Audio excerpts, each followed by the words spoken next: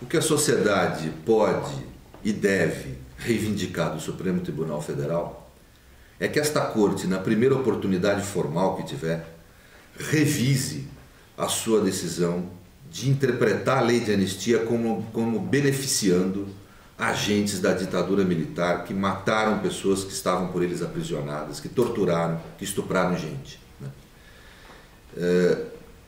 Essa interpretação dada pelo Supremo, primeiro, contraria o próprio texto da lei de anistia. A lei de anistia foi expressa no sentido de não anistiar ninguém que tivesse cometido crimes de sangue.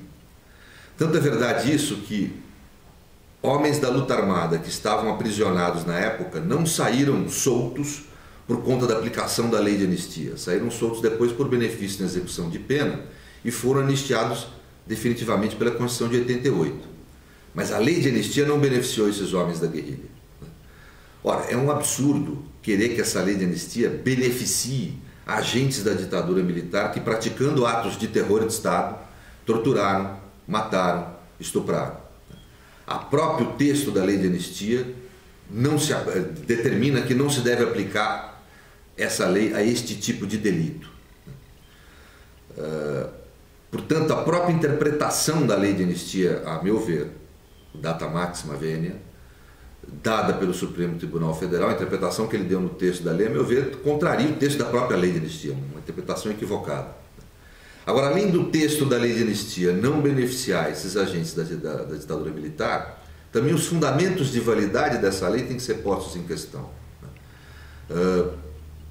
A Corte Interamericana de Direitos Humanos julgou, condenou o Brasil por conta do seu Supremo Tribunal Federal ter tido este tipo de interpretação relativa à lei de anistia. Dentre outros fatores, porque a Corte considera que esta lei é uma lei de auto-anistia. A ditadura criou essa lei, apesar dela não ser explícita com relação a agentes públicos, com a finalidade de beneficiar seus agentes, os agentes da própria repressão, com a finalidade de se isentar dos seus atos de terror perante a história e perante os tribunais de um regime democrático posterior.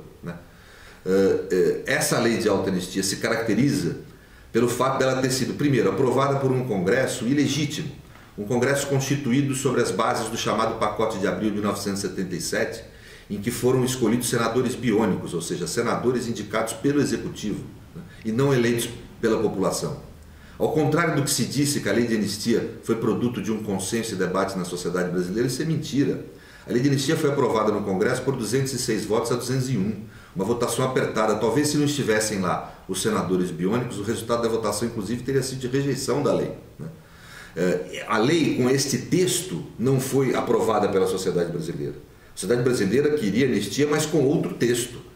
Obviamente, um texto que não isentasse os agentes da ditadura militar dos crimes que praticaram. Portanto, o que essa lei fez foi auto-anistiar o Estado terrorista. Esse tipo de lei de auto-anistia é repudiado por todas as cortes de direito internacional de direitos humanos no globo. A Corte Interamericana de Direitos Humanos condenou o Brasil por conta disso. É uma condenação moral muito grave. O Supremo Tribunal Federal precisa resgatar a dignidade do país perante a comunidade internacional que defende e protege os direitos humanos no globo, mudando a sua interpretação no primeiro momento que puder. A Corte agora tem uma nova composição, a esperança da sociedade é que essa nova composição traga esses ares democráticos de defesa dos direitos fundamentais para o nosso Supremo.